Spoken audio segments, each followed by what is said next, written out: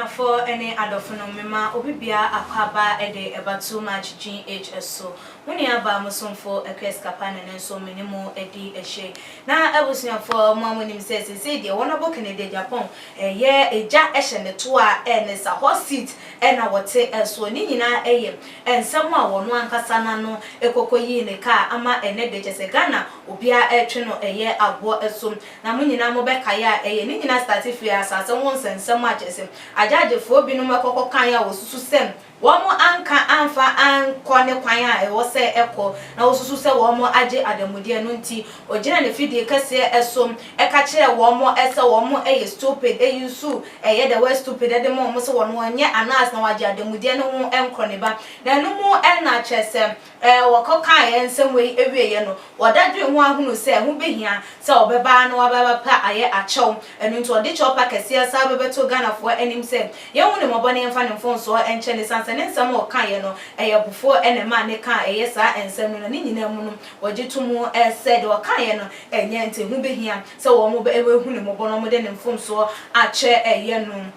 na ebusuafo wodin sem we etu dwane still na chese justice na asem no esi ni na so ema wakasa edit a wo mo de anya ne de ema wo serve eye warrant e de kokoman no ana chese nka wo so nkonko piemu on the year 14th of September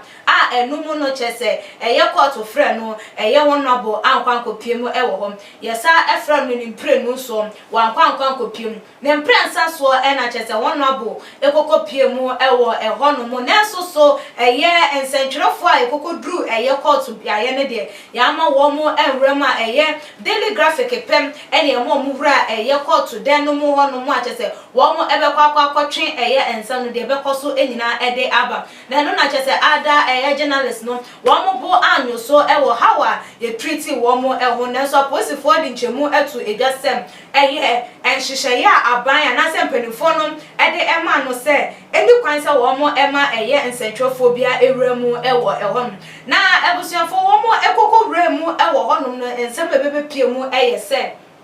Honorable Kennedy Agyapong ede ne nsem etudwase wono de wondi for onye guilty ewo ensem na ekokoso no ehum na enchemu chese emra na ye play eye honorable ne kasa fidie ebra na wo kasa na chese ni ti esi efom ewo aniwo mu a wonim se de oyeye no wanya ade wapa ho acho na so ya sato nsa de afre no de a na den ya na obetimi ede aye do betimi aka ene se wono de wondi eye for ewo nsem no ehum na wodin se we atu edwana chese Agyapong no so tena se tietie ensem no ne se de ensem no ekoye no na ehun behia so ombetu eye ensem no asan ahye eda na no na wo mo ede hye eye on the 28th of September eye enedeyim na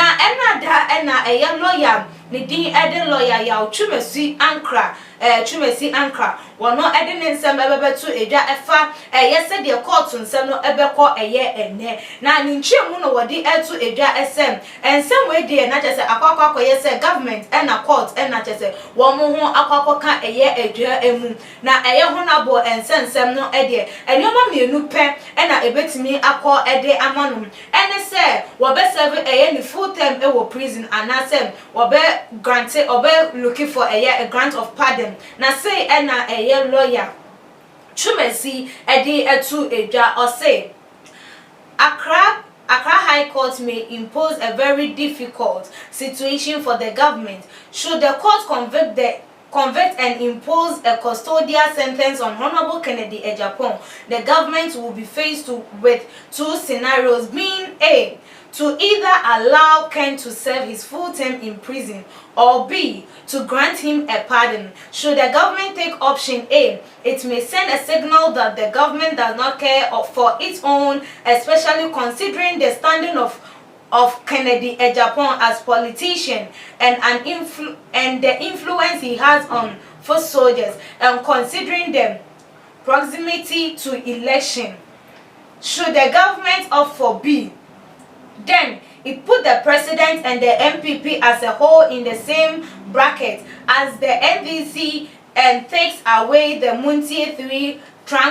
trump card MPP has over NDC, it will affect the government negatively in the protection of the judiciary and the president in particular, considering his record and duty as lawyer to protect the integrity of the judiciary. However, should the court decide to impose a fine upon conviction, it takes away from the government's choice either going for A or B. But should the court impose a fine, which is entitled to do, it may raise question in the minds of political actor and politician evict the Muntie 3 saga. We ene eyene nsemo wodi etu eja eye lawyer ya Tsumasi ankra wodi etu eja se eya akonya mienu pe na wonabo ene aban no ewo court ne aban no ewo sorry ni nyina eye se aban no ene eye court no be ko enhihye bi ese eye wonabo Kennedy Agyapong won serve eye ni full term in prison na sem womo ebe pardon na se womo eteki option A na chese womo eyi eye wonabo esinchen na eno ne sa no na chese womo eye yimu na ebiom so mo call for option B nsusu na chese womo eye ma eye Ghana for eba bedwen enoma bi ehun na ne se womo opt for say yem fine eye wonabo ensusu edia ene na chese womo besusu se MPP ene NDC womo nyina eye epe na abusuafo ensem we de chese akwa ye ensem bia Ghana for edwen womo ente se womo ehwem se eye aban ebekọ ne sen anase womo ebekọ ne sen na abusuafo ni nyina mu no ye ni edi ensem echi se ene eye wonabo Kennedy Agyapong wokopie mu ewo court yi ede ye behwe de ebekọ akwakosi na ni nyina no ye de beba ababesum eye ahwefo ene etiefo ama mo nsusu matimi atwemadwen afa ho se ye be fine eye wonabo anase wobekọ akoseve eye ne tem anase womo be pardon no ewo said bia wokasa ye odo se wa pacho no ho nkwaneba na womo de beche nti abusuafo ma wani endi eye too much fidi yi echi so won subscribe ya ye na like your videos na ebiem nso so share aha ene di dwumadi enisi da se ne ye besa ne share makram.